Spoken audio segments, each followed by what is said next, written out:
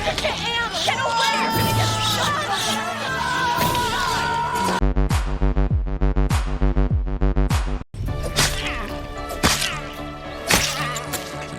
Favourite Rick Moranis film? I struggle with that name. He's 72. Can you believe that? He's coming back for Spaceballs 2. So it is Spaceballs. It is probably Ghostbusters 1. And I'm going to go with Little Shop of Horrors. Something in the comments about that ranking, please. My name is Couch Coop. We're looking at Grounded 2. It's from Obsidian. They kind of need a win. They haven't made anything decent since Fallout New Vegas. That's a mean thing to say. Avowed was actually very good. Reviewed by myself. Got tarred by the woke brush a little bit, I feel. And Grounded 2 is still technically in preview mode. I'm not quite sure what that means. I think it's sat in early access for a long time, but it's finally available to the masses, and it came onto Game Pass day one. We are looking at the old GTX 1660. Settled with medium. I got 60 frames per second. It did default to high, bless it, and we just had another patch and it defaulted my VSync to off. Make sure you check for that bad boy.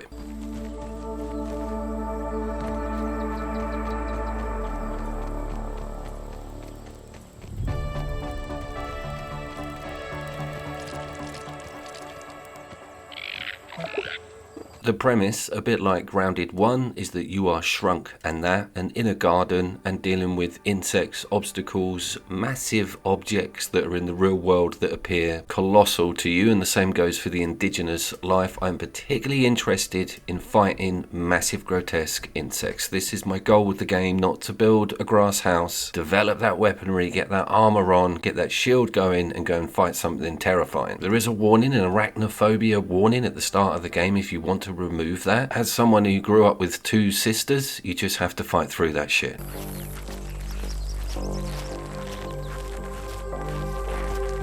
Why, hello. Pleased to see you again, Ladybug.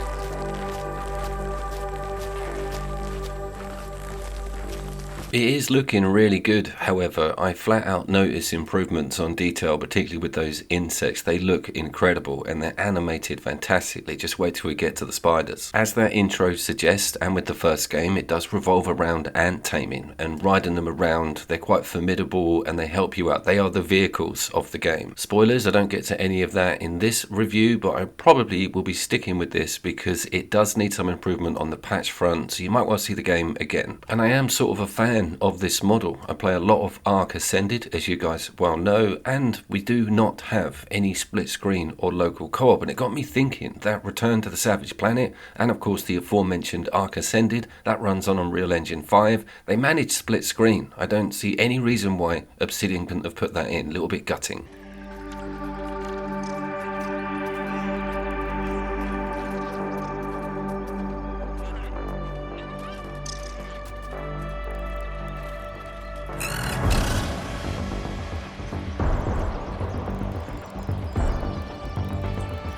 Sense a grub is beneath the surface of the earth. I wonder if they have vision being underground so much.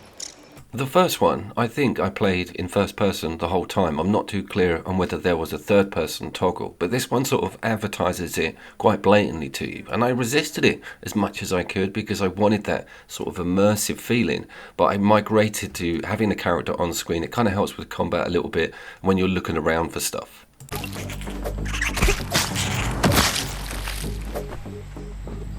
What has changed with the model since Grounded 1, other than the visuals, they've put in this like multi-tool thing that allows you to chop stuff down from the get-go and upgrade. It turns into a spade. It's got its own tree. It's quite interesting. Everything you find needs to be taken and researched for brain points, which are then spent on increasing the development tree. There is a story involving a weird female CEO having a chat with you on a telephone every so often, but I wasn't completely taken by it. I was, as mentioned before, more interested in finding stuff and fighting it. I was also very interested to see if it caters for single player at all. Sometimes games like this will just have multiplayer and people can join, come in. You can't really lock the lobby. This is a dedicated single player tab, which is very impressive, and I'm keen to hear if that also affects the story and how that timeline works.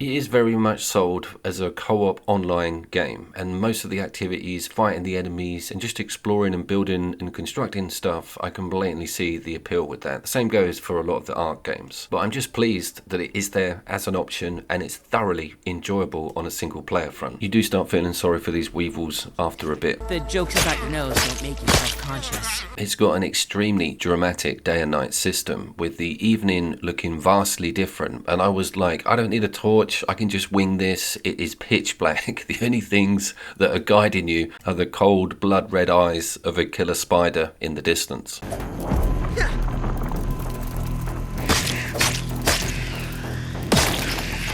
On the production front, it also feels really solid. It's got a massive 80s aesthetic with the soundtrack. The opening tune is almost Stranger Things good. They've definitely gone for that angle. I also want to point out that not all of the burrowed things in the ground are tiny little useful grubs.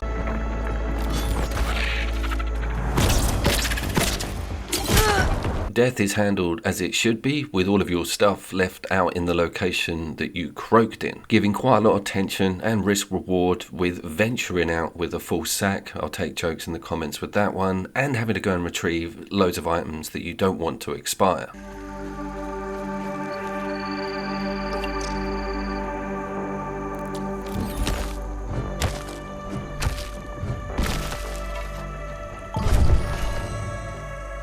There is also huge reward for exploration, with stuff lying around and being hidden up. There are these purple blobs of actual science, physical science, that you gather to get to a number to then unlock more things within these metallic style futuristic bases. I feel that first base in the starting location is so good that you don't really need to build colossal structures for support. This is me going to fight a warrior ant, and loads of the formidable insects are normally guarding something you need for progression or you need for crafting, so it's cool that it pushes that to you. But I do get to come back to this guy with a shield and a decent amount of health, and notice we do have a rudimentary parry system and dodging, and once you're going to third person and have a shield on, you do feel extremely at home.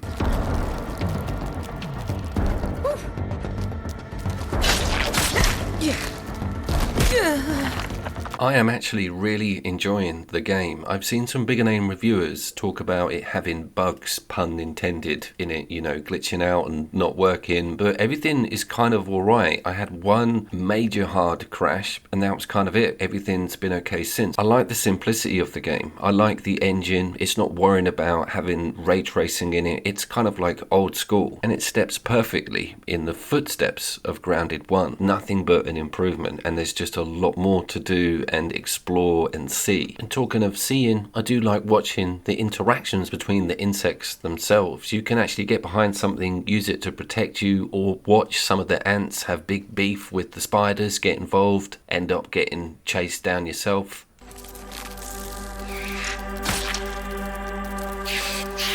More breather nearby. Easy, Pete. Remember the free lesson of karate we did at the mall?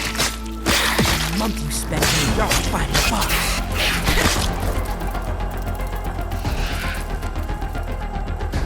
I do want to feature the game on the channel again. Maybe I go back to it on a co-op front for a test, or feature it after it's out of its preview stage, in inverted commas. I am desperate to fight that scorpion and show you guys how that looks. I will link to the Savage Planet Return and of course all of my ARK content. I've put about 20 videos together for that game, including Survival Evolved, which is its predecessor. It's an identical model basically, with massive killer dinosaurs, but the whole text and UI is kind of illegible in split screen, so it's 2 of one and half a dozen of another.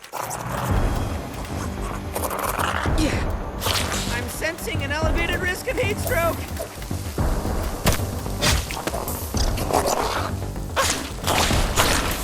But Return to the Savage Planet, as mentioned earlier, even though it is a slightly more diluted survival model, is an excellent split screener, and all of that text is legible. My name was, of course, Couch Coop, and I will see you down there.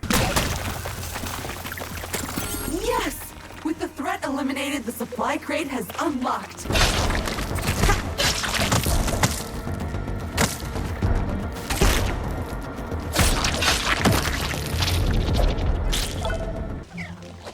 This is not bad. Nikki!